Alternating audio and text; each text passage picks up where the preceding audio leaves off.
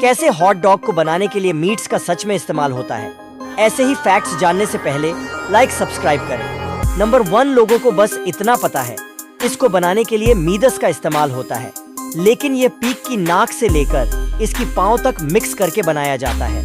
Number 2, कई लोग bear में फ्रेंड्स बेयर पीना पसंद करता है। उसका मानना है इस पर ज्यादा टेस्ट होता है और इस बेयर में अलग से ही फिश स्मेल आती है, लेकिन इसे बनाने के लिए फिशिंग एसिड क्लास का स्टेबल होता है।